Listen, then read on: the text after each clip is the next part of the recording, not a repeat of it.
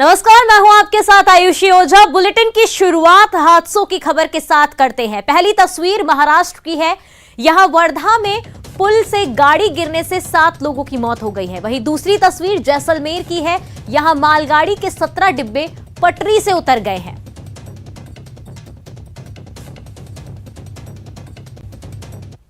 महाराष्ट्र के वर्धा में दर्दनाक हादसा। सड़क हादसे में 7 मेडिकल स्टूडेंट की मौत हो गई है। मृतकों में बीजेपी विधायक का बेटा शामिल है।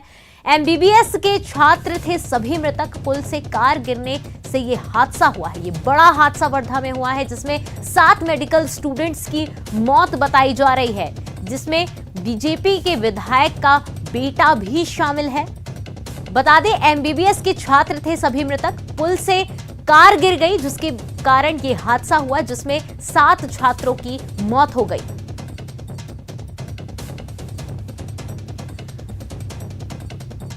तो महाराष्ट्र के सिलसुरा के पास हुए हादसे में पीएम नरेंद्र मोदी ने दुख जताया है। ट्वीट में मोदी ने लिखा कि महाराष्ट्र के सिलसुरा के पास हुए हादसे में लोगों की मौत से आहत हूं। दुख की इस घड़ी में मेरी संवेदनाएं उनके साथ हैं जिन्होंने अपनों को खोया है। मैं प्रार्थना करता हूं कि जो घायल हुए हैं वे जल्द स्वस्थ हों। घायलों को 50-50 हजार रुपए की आर्थिक मदद दी जाएगी।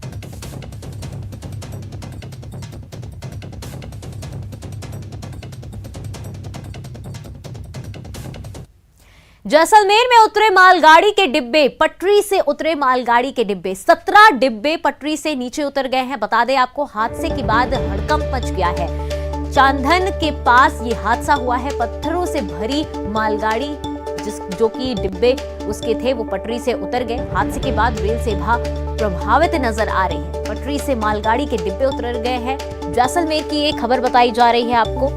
17 डिब्बे थे जो कि पटरी से नीचे उतरे हैं। हादसे के बाद हड़कंप मच गया है।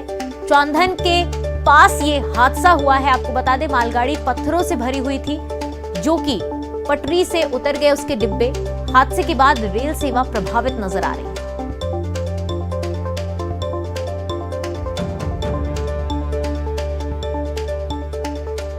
कोटा में पानी के गड्ढे में डूबी बच्ची। खाली पड़े प्लॉट में यह हादसा हुआ है। लोगों ने बच्ची को निकाला बाहर। बाल बाल बची 1.5 साल की मासूम घर के बाहर खेलते समय यह हादसा हुआ है। कोटा की यह खबर हम आपको बता रहे हैं, जहां पर पानी के गड्ढे में बच्ची डूबी। हालांकि बच्ची को बाहर निकाल लिया गया। बता दें आपको कि खाली पड़े प्लॉट में यह हादसा हुआ है। लोगों ने बच्ची को बाहर निकाला। बाल बाल 1.5 साल की मासूम की जान बच गई है। घर के बाहर खेलते समय यह हादसा हुआ।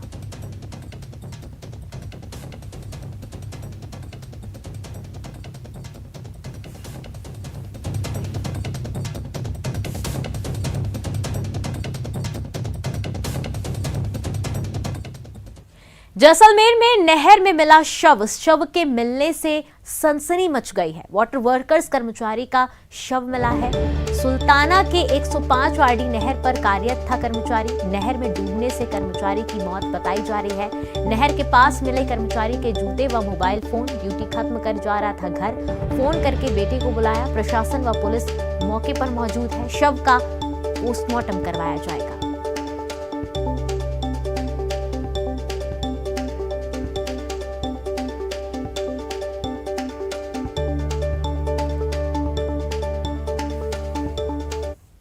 झुंझुनू में कुत्ते के काटने से बच्चे की मौत हो गई है। 3 डॉक्टरों पर एफआईआर दर्ज की गई है। इलाज के लिए भटकते रहे माता पिता। सरकारी डॉक्टर लापरवाही के दोषी पाए गए हैं। कोतवाली थाने में मामला दर्ज करवाया गया है। अब पुलिस मामले की जांच करेगी।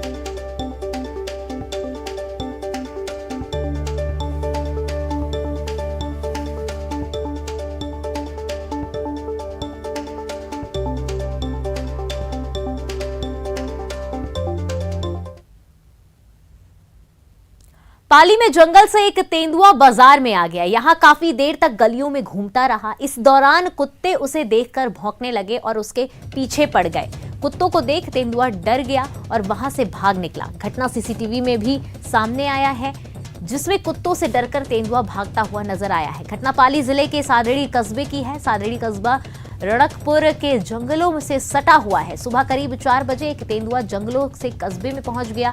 बाजार में कई देर तक घूमता रहा। तेंदुए को देखकर कुत्ते भौंकने लगे। कुत्तों के लगातार भौंकने पर लोगों को शक हुआ तो वे घरों के बाहर आए। सादड़ी के बड़ा मंदिर और मैन बाजार के बीच कुछ लोगों ने तेंदुए को देखा भी था। स्थानीय लोगों ने बताया कि तेंदुआ मैन बाजार से होते हुए वाराजी मंदिर, बड़ा मंदिर, एलओजी चौक से मैन रोड पर करते हुए चांद कॉलोनी की तरफ गया था। तेंदुए के जाने के बाद लोगों ने बाजार के सीसीटीवी खंगाले तो ये फुटेज सामने आया जिसमें कुत्तों से डरकर तेंदुआ भागता हुआ नजर आ रहा है।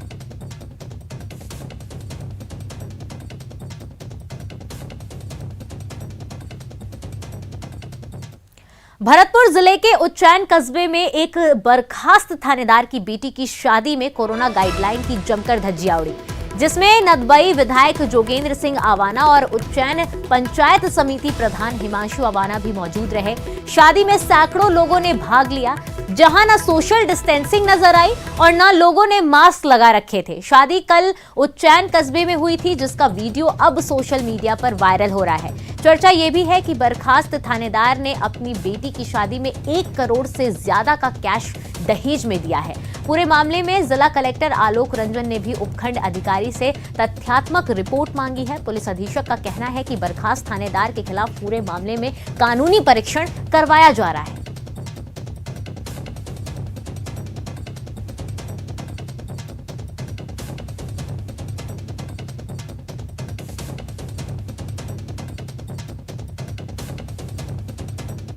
कोटा शहर में चोरों के हौसले बुलंद होते जा रहे हैं। एक बार फिर से शहर के बोरखेड़ा थाना इलाके की एक पॉश कॉलोनी में चोरों ने वारदात को अंजाम दिया और सोने मकान से लाखों रुपए की ज्वेलरी और नकदी लेकर रफ्फू चक्कर हो गए। लेकिन पूरी वारदात वहां लगे सीसीटीवी में कैद हो गई। जानकारी के मुताबिक मकान में रहने वाले परिवार के सदस्य मध्य प्रदेश गए हुए थे। इस दौरान चोरों ने वारदात को अंजाम दे दिया और मकान के ताले तोड़कर ज्वेलरी और नकदी लेकर फरार हो गए। फिलहाल बोरखेड़ा थाना पुलिस सीसीटीवी के फुटेज के आधार पर चोरों की तलाश कर रही है। भोपाल चली गई थी और मैं जब मुझे 20 तारीख को पता चला, पड़ोसियों ने बताया कि मेरे घर में चोरी हो गई और जब मैंने आकर देखा मेरा पूरा घर तहस नहस पड़ा था और वो चोर सोना चांदी और लैपटॉप ले गए हैं और जो लगभग 5 से 6 लाख के बीच में मेरा नुकसान हुआ है। मेरा निवेदन है कि पुलिस जल्द से जल्द कार्रवाई करके उन चोरों को पकड़े।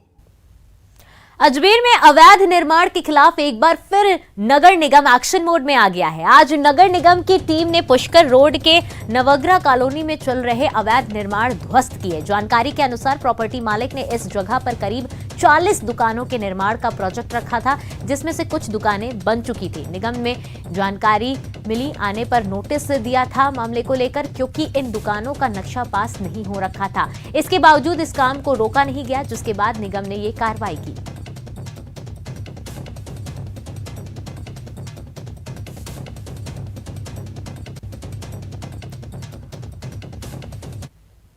चित्तौड़गढ़ में शुद्ध के लिए युद्ध अभियान जोरों पर चल रहा है। मोहल्ले की दुकानों में मोबाइल खाद्य प्रयोगशाला ने खाद्य पदार्थों की जांच की।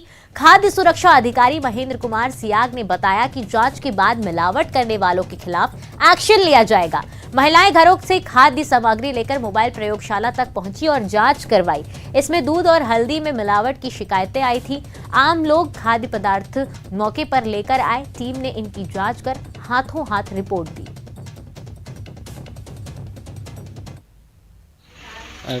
किस तरह से जांच करें, क्या रिजल्ट आया आपके? बहुत अच्छा रिजल्ट आया। दूध में मिलावट की बात आई? दूध में आया, दूध में पानी की मिलावट। आपने किन किन के सैंपलिंग करवाई यहाँ पे? मैंने हल्दी की, मिर्ची की, नमक और तेल और दूध, इनकी चारों की चीजें। ये सरकार की तरफ से 1 जनवरी 2022 से 31 मार्च 2022 तक शुद्ध के लिए युद्ध विशेष अभियान चलाया जा रहा है, जिसके अंतर्गत चल प्रयोगशाला का प्रोग्राम आज और कल का चित्तौड़गढ़ शहर का और आसपास क्षेत्र का है। तो ये आज आई है, अभी कार्यक्रम चल रहा है। रीट भर्ती में पदों की संख्या 31,000 से बढ़ाकर 50,000 करने की मांग को लेकर कोटा में अभ्यर्थियों ने यूडीएच मंत्री शांति धारीवाल को ज्ञापन दिया। अभ्यर्थियों का कहना है कि पहले ही रीट भर्ती परीक्षा के दौरान पेपर आउट होने का मामला सामने आ चुके हैं। इसके बाद बहुत ही कम नंबरों से वंचित रहे अभ्यर्थियों को राहत देने के लिए पद बढ़ाने चाहिए।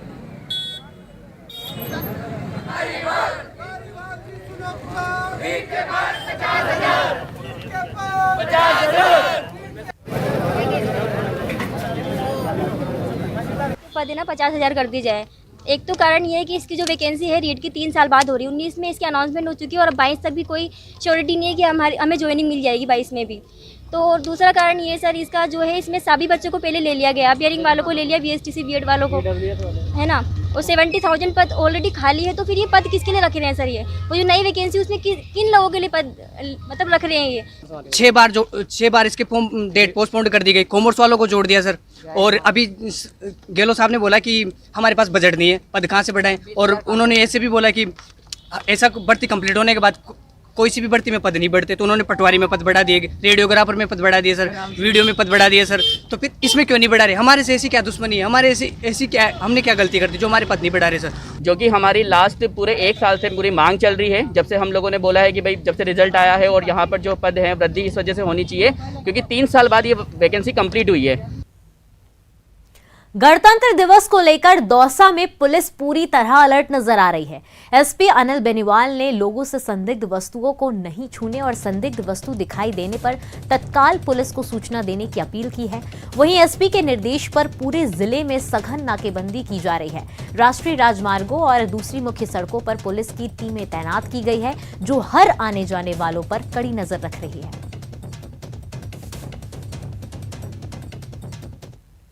के मद्देनजर दौसा शहर में श्रीमान एसपी साहब के आदेश से नाकाबंदी चल रही है कंटिन्यू, जिसमें नाकाबंदी चेकिंग का अभियान चल रहा है, जिसमें श्रीमान एडिशनल एसपी साहब ने भी नाकाबंदी चेक की है और उसी में आज ये अगले 26 जनवरी तक ये कंटिन्यू रखा जाएगा। कड़ी मेहनत और दृढ़ संकल्प लगभग कुछ भी संभव कर सकता है। न्यूज 18 की पहल बायजूस के यंग जीनियस सीजन 2 में हम कई ऐसे बच्चों से मिले जिन्होंने अपने दृढ़ संकल्प के साथ वह किया है जो उनकी उम्र में लगभग असंभव प्रतीत होता है। यही हमने बायजूस यंग जीनियस सीजन 2 के इस सप्ताह के एपिसोड में देखा। आइए देखते हैं इसकी कुछ झलकियां। शास्त्रीय संगीत यानी संगीत का महासागर और हमारे आज के पहले जीनियसेस महासागर का एक बहुमूल्य मोती है। ये सिर्फ 14 साल की उम्र में 6 भाषाओं में गाना गाते हैं। 2020 का ग्लोबल चाइल्ड प्रोडिजी अवार्ड जीत चुके हैं। ये हैं कर्नाटिक म्यूजिक की शान बन चुके बेंगलुरु के राहुल वेलर।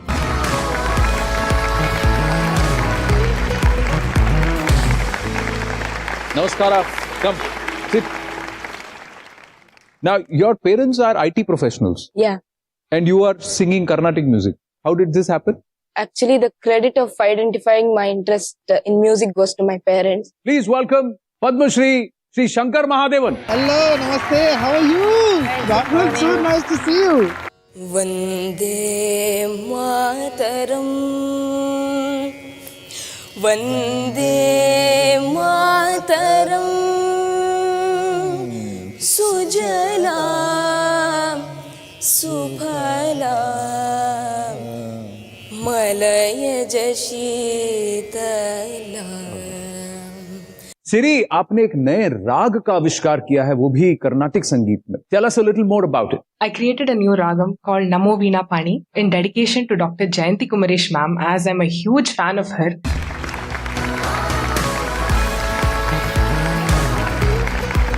नमस्ते जूही, come. How are you? I'm great. आइए बैठिए. बचपन से ही साइंस ऐसा सब्जेक्ट था which intrigued me. मेरे डैड के साथ रह के I got influenced from him. He as well is a person who is very interested in science. Science में क्या अट्रैक्ट करता था आपको? Within science? The fact that science has the power to change anything.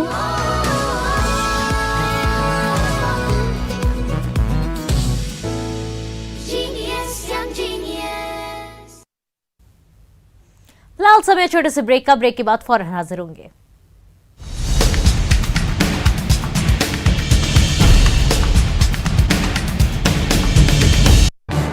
इस news headlines के प्रायोजक पेट सफा आयुर्वेदिक जून। पेट सफा, हर रोग दफा।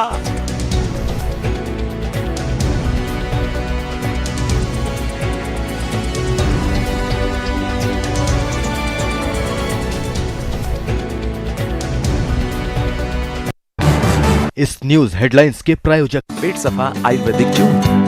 पेट सफा, हर रोग दफा।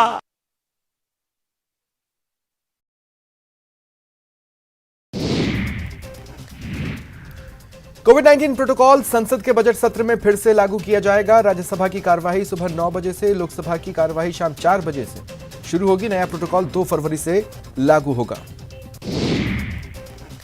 भारत में कोरोना संक्रमण की तीसरी लहर का कहर जारी है। बीते 24 घंटों में 3,06,064 नए केस आए। अच्छी बात रही कि इसी वक्फे में 2,43,495 लोग ठीक हुए।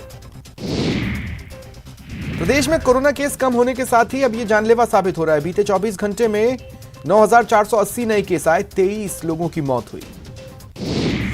प्रदेश में कोरोना की संशोधित गाइडलाइंस लागू हो गई हैं। शादियों में 100 मेहमान शामिल हो सकेंगे। इससे पहले कोरोना के बढ़ते केसेस को देखते हुए सरकार ने मेहमानों की संख्या 50 तक सीमित कर दी थी। दिल्ली में विजय चौक पर 1000 मेड इन इंडिया ड्रोन से आसमान जगमग हो गया। रिहर्सल के दौरान ये ड्रोन नेशनल वॉर मेमोरियल की तस्वीर बनाते हुए दिखे।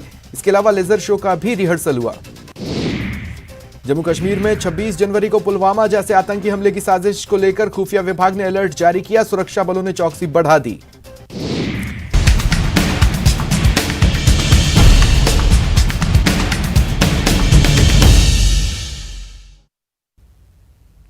ब्रेक के बाद आप सभी का स्वागत है। खबरों में आगे बढ़ते हैं। अलवर के बाद चित्तौड़गढ़ में भी अब मूक बधिर युवती से गैंगरेप का मामला सामने आया है।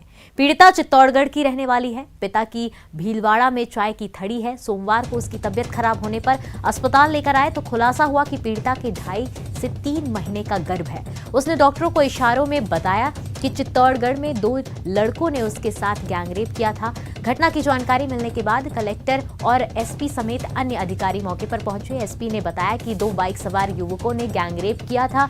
पूरे मामले की जांच के लिए भीलवाड़ा और चित्तौड़गढ़ पुलिस की ज्वाइंट टीम बना दी गई है। मामले की जांच की जा रही है।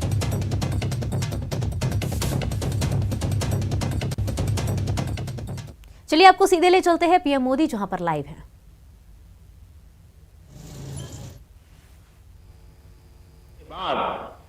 वोटों की गिनती कई दिनों तक होती थी, लेकिन ईवीएम की वजह से अब कुछ ही घंटों में नतीजे आ जाते हैं। साथियों, 1951 में जब चुनाव हुए तो 45% लोगों ने वोटिंग के लिए अपना जो अधिकार था उसका इस्तेमाल किया था। सिर्फ 45%। 2019 में जब पिछले लोकसभा चुनाव हुए तो 67% मतदान हुआ था। इन वर्षों में महिला मतदाताओं की संख्या बढ़ी। ये अपने आप में एक अच्छी बात है। कई जगहों पर महिला वोटर्स ने पुरुषों के मुकाबले ज्यादा वोट डाले। ये तो और अच्छी बात है, लेकिन वॉइस पर जरूर सोचना चाहिए। भाजपा के कार्यकर्ता नहीं, सभी राजनीतिक दलों के कार्यकर्ता, सभी नागरिकों ने सोचना चाहिए। हम लोग देखते हैं, खासकर शहरी इलाकों में, पढ़े लिखे संपन्न समझे जाने वाले इलाकों में वोटिंग परसेंटेज अक्सर बहुत कम रहता है। लोग सोशल मीडिया पर तो चर्चा करते हैं, लेकिन वोट डालने नहीं जाते। ये स्थिति भारत जैसे वाइब्रेंट डेमोक्रेसी में निरंतर बदलती रहनी चाहिए और निरंतर सुधार होते रहना चाहिए। क्या आज आजादी के इस 75वें वर्ष में हम ये संकल्प ले। श्रीरंगनगर आज भी घने कोहरे की चादर में लिपटा रहा, जिसकी वजह से वाहन चालकों को खासी परेशानियों का सामना करना पड़ा। कम विजिबिलिटी ने वाहनों की रफ्तार पर ब्रेक लगा दिए। वाहन चालकों को दिन में ही हेडलाइट जलानी पड़ी। वहीं हाड़ कपकपाती ठंड से लोग बचने के लिए घरों में अंगीठी, हीटर और अलाव का सहारा लेते हुए देखे जा रहे हैं। वसुंधरा का सरहदी जिला श्री गंगानगर आज घने कोहरे की आगोश में डूबा हुआ है। जैसा कि मौसम विभाग ने पहले ही संभावना जताई थी कि श्री गंगानगर सहित बीकानेर संभाग में शीतलहर चल सकती है। साथ ही साथ कहीं न कहीं पर घने से घना कोहरा छा सकता है, जिसका साफ साफ असर देखा भी जा रहा है। अभी इस समय श्री गंगानगर जिला मुख्यालय के रविंद्र पथ पर मौजूद है। यदि आपको यहाँ की तस्वीरें दिखाएं तो देखिए समूचा श्री गंगानगर जिला इस समय घने कोहरे के आगोश में डूबा हुआ है। और यही वजह है कि जो घने कोहरे की वजह से जो सबसे ज्यादा परेशानी होती है वो वाहन चालकों को होती है। और यही विजिबिलिटी कम होने की वजह से अधिकांश वाहन चालकों के द्वारा फॉगलाइट्स या हेडलाइट का इस्तेमाल किया जा रहा है, ताकि किसी भी तरह की दुर्घटना को टाला जा सके।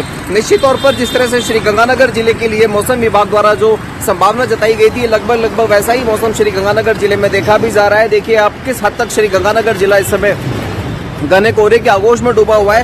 ये 9 बजे से भी बाद का वक्त है। यदि भरतपुर में सर्दी का सितम थमने का नाम नहीं ले रहा है। लगातार सर्दी बढ़ती ही जा रही है। ऐसे में आज की बात की जाए तो आज सर्दी के सीजन का सबसे अधिक कोहरा रहा, जहां विजिबिलिटी बिल्कुल शून्य स्तर पर रही। जिला मुख्यालय के साथ साथ ग्रामीण क्षेत्रों में भी घना कोहरा छाया हुआ नजर आया। ऐसे में आम जनजीवन पूरी तरह प्रभावित हुआ। वाहन चालकों को भी कड़ी परेशानियों का सामना करना पड़ा। कोहरे के आगोश में पूरा जिला नजर आया, जिसमें शहर को या फिर ग्रामीण क्षेत्र सभी जगह धुंध ही धुंध नजर आई। सर्दी के सीजन में सबसे अधिक कोहरे में जायजा लिया संवाददाता दीपक पुरी ने। का सितम थमने का नाम नहीं ले रहा है। आज की बात की जाए तो आज कोहरा बहुत है और सर्दी भी बहुत है। ऐसे में कहा जा सकता है कि लगातार मौसम विभाग ने चेतावनी दी कि अगले 2-3 दिन तक जो है कोहरा बहुत रहेगा और कोहरे के साथ साथ जो है सर्दी भी रहेगी। अब बात की जाए भरतपुर शहर की, तो भरतपुर शहर के साथ साथ जो है ग्रामीण क्षेत्रों में भी कोहरा बहुत है और कोहरे के कारण जो विजिबिलिटी है वो बिल्कुल शून्य स्तर पर है। हर साल 25 जनवरी को राष्ट्रीय पर्यटन दिवस के रूप में मनाया जाता है। पर्यटन के जरिए जहां लोग भारत के विविध सांस्कृतिक पहलुओं से रूबरू होते हैं, तो वहीं ये देश की अर्थव्यवस्था में भी अहम भूमिका निभाता है। मरुधरा में हमेशा से सैलानियों का लुभाती रही है। यहाँ की खूबसूरत पहाड़ियां, हसीन वादियां और ऐतिहासिक इमारतें अनायास ही सैलानियों को अपने यहाँ खींच लाती है। जाहिर है पर्यटन इस प्रदेश की जान है, लेकिन कोरोना काल प्रदेश के पर्यटन के लिए बुरा ख्वाब साबित हुआ है। राजस्थान और पर्यटन दो जिस्म एक जान की तरह हैं। ऐसे में राजस्थान में पर्यटन को महत्व देने के लिए ज़रूरी है कि राजस्थान में पर्यटन को ज़्यादा से ज़्यादा बढ़ावा दिया जाए। लेकिन पिछले 3 साल से अगर देखा जाए तो राजस्थान के पर्यटन में बड़े उतार चढ़ाव देखने को मिल रहे हैं। साल 2019 में जहां पर पर्यटकों की तादाद से लेकर के बल्कि पर्यटकों से होने वाली आमदनी के मामले में राजस्व के बड़े रिकॉर्ड स्थापित किए गए थे, वहीं 2020 में कोरोना की वजह से इतना ज़्यादा डाउनफॉल आया कि पर्यटन जो उद्योग है अपने आप में संभल ही नहीं पाया है। साल 2022 है वो पर्यटन की नई उम्मीदें लेकर के सामने आया था, लेकिन ओमिक्रॉन वेरिएंट की वजह से पर्यटन और पर्यटकों की तादाद में काफ़ी गिरावट देखने को मिली है। राजस्थान और पर्यटन दोनों एक दूसरे के पर्याय हैं। सच तो ये है कि मरुधरा की हंसी वादियों, समृद्ध सांस्कृतिक विरासत और ऐतिहासिक वास्तुकला के बगैर देश के पर्यटन की कल्पना ही बेमानी है। तभी तो न सिर्फ देश के अलग अलग हिस्सों से बल्कि पूरी दुनिया के कोने कोने से लोग मरुधरा के नज़ारों के दीदार के लिए बरबसी खींचे चले आते हैं।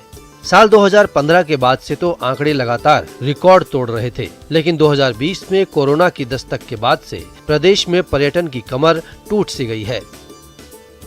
साल 2019-20 में करीब 6 करोड़ सैलानियों की मेहमान नवाजी करने वाले राजस्थान में 2020-21 के दौरान सिर्फ 1.5 करोड़ ही सैलानी आए। इस कारण पर्यटन से जुड़े लोगों को गंभीर आर्थिक नुकसान उठाना पड़ा।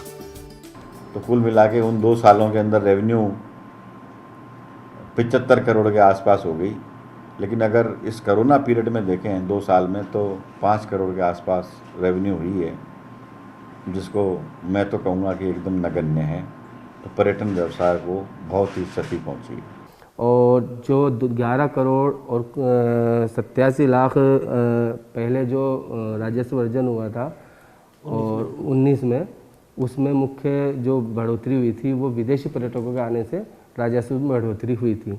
क्योंकि इस वर्ष जो विदेशी पर्यटक हैं 1 जनवरी से 31 दिसंबर 2021 तक वो टोटल 1369 ही रहे हैं, जिससे ना के बराबर इनकम रहेगी।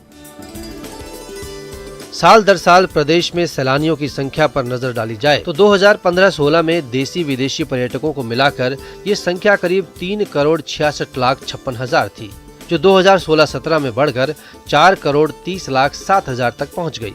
बात 2017-18 की करें तो यह आंकड़ा 4,75,27,000 को पार कर गया। 2018-19 में तो ये संख्या 5,19,90,000 तक पहुंच गई और 2019-20 में ये संख्या बढ़कर 5,42,74,000 को छू गई। वहीं 2020-21 में ये संख्या 1,55,63,000 पर आकर अटक गई। जाहिर है कोरोना के वार ने प्रदेश के पर्यटन को भारी नुकसान पहुंचाया है। हेरिटेज जो इनका है, जो ओल्ड सिटी जैसे मेंटेन कर रहे हैं, तो वो काफ़ी अलग हमारे लिए एक एक्सपीरियंस रहता है। यहाँ पे सब व्यवस्था सब बराबर है, सब प्रोटोकॉल तो फॉलो कर रहे हैं, एंट्री पे भी सब मास्क चेक कर रहे हैं, तो अच्छा है, सेफ है। यहाँ मेन तो है कि ये ईयर एंड में जो क्लाइमेट रहता है उसके लिए राजस्थान काफ़ी अच्छा है, तो काफ़ी टूरिस्ट आते हैं यहाँ पे, प्लस यहाँ पे आके देखा क्लीनलीनेस भी अच्छा है। अच्छा लगा, यहाँ पर सनशाइन बहुत अच्छी है, दिन में धूप खिल के निकल रही है। दिल्ली में तो पॉल्यूशन की वजह से कुछ नज़र नहीं आता है, तो यहाँ पर आके बहुत अच्छा लगा। This is very good place and heritage यहाँ का बहुत अच्छा है। राजस्थान या जयपुर शहर ने ट्रेडिशन को संभाल के रखा हुआ है। जैसे कल हमने दाल बाटी चूरमा खाया, गट्टे की सब्जी खाई, वो बहुत ज़्यादा टेस्टी है। हर चीज़ ट्रेडिशन से जुड़ी हुई है। First of all, close to Delhi and यहाँ पे weather is very nice and lot of things to watch around. Plus good heritage sites, तो बच्चों के लिए काफ़ी informative होता है, so that's the reason we came here. हालांकि देश में दूसरे राज्यों के मुकाबले अभी भी राजस्थान का प्रदर्शन काफी अच्छा है। उम्मीद की जानी चाहिए कि कोरोना का संकट काल जल्दी खत्म होगा और प्रदेश में पर्यटन अपनी पुरानी रंगत में लौटेगा। फिलहाल जो राष्ट्रीय पर्यटन दिवस मनाया जा रहा है, राजस्थान में पधारो मारे देश का स्लोगन देकर के कोशिश की जाती है कि ज़्यादा से ज़्यादा पर्यटकों को यहाँ पर अच्छा अनुभव दिया जाए। अब उम्मीद की जानी चाहिए कि जिस हिसाब से राजस्थान की सरकार और पर्यटन विभाग कोशिश कर रहे हैं कि कोरोना के मुश्किल हालात के बाद में कुछ बेहतर किया जाए, उम्मीद की जानी चाहिए कि राजस्थान में पर्यटन के अच्छे दिन फिर से वापस आएंगे। कैमरा पर्सन अविनाश के साथ में अरबाज अहमद, न्यूज़ 18 के लिए जयपुर से। फिलहाल इस बुलेटिन में इतना ही। खबरों का सिलसिला लगातार जारी रहेगा, देखते रहिए न्यूज़ 18 राजस्थान।